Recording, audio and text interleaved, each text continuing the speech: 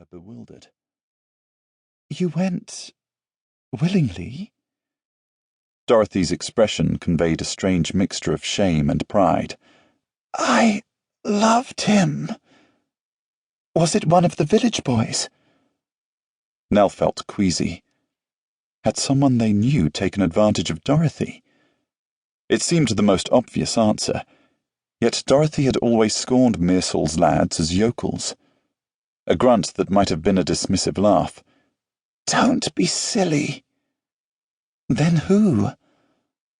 Dorothy's gaze fixed on some distant horizon. Unbelievably, Nell heard a trace of her sister's old conceit.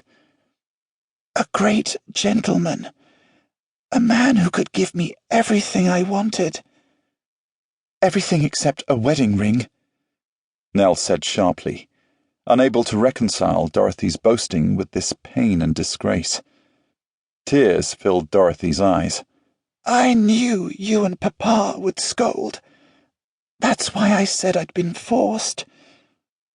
Despairingly, Nell stared at this wayward girl she loved so much. Dorothy was 7 years younger, more child than sister. When Nell was 5, her soldier father had died fighting the French. Widowed Frances Trim had then married the considerably older William Simpson, as much to provide security for her daughter Nell as for companionship. Since Frances's death 10 years ago, Nell had cared for her half-sister like a mother. "Oh, Dorothy," Nell said, a world of regret in the words. She could hardly bear her guilt at failing to keep a closer eye on her sister. Convulsively, Dorothy clutched Nell's hand. "Don't be cross."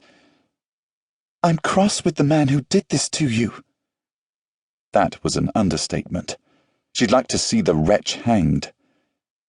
Before this unknown blackguard had got his filthy paws on her, Dorothy had been an innocent, although easily flattered. A man wouldn't need much town polish to convince Dorothy, who'd never been past Canterbury, of his credentials as a lord. "Good," Dorothy said with venom, her face as white as the pillowcases. For a terrifyingly long time, Dorothy lay still. Nell's heart slammed to a stop, only to resume beating when Dorothy drew a rattling breath. She was alive. Just. "I want you to—" A coughing fit interrupted. Every word sounded like her last. "Don't talk," Nell said, although she was frantic to know who had wronged this beautiful, vibrant girl. Dorothy's words emerged in a breathless tumble. "Find him and expose him to the world as a villain." "But who—" Nell began. "Promise me." Dorothy struggled up on her elbows, the effort draining what little strength remained. "He said he'd marry me. He said he'd take me to his house and set me up like a queen." She started to cough again.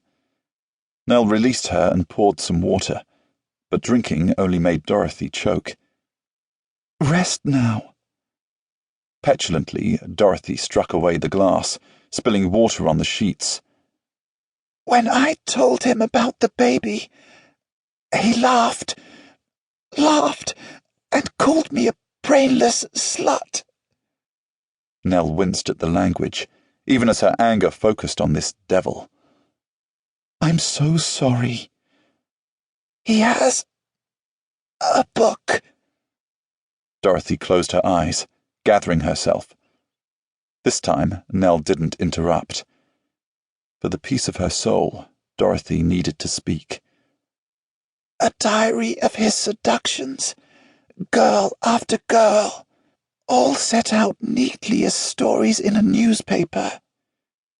"Oh, my dear." This spiteful betrayal horrified Nell. "Why on earth would he show you that? That's needlessly cruel." "He was proud of it. Proud of all the women he'd ruined." Her voice thickened with tears. "If you find that book, you can destroy him." "But how?"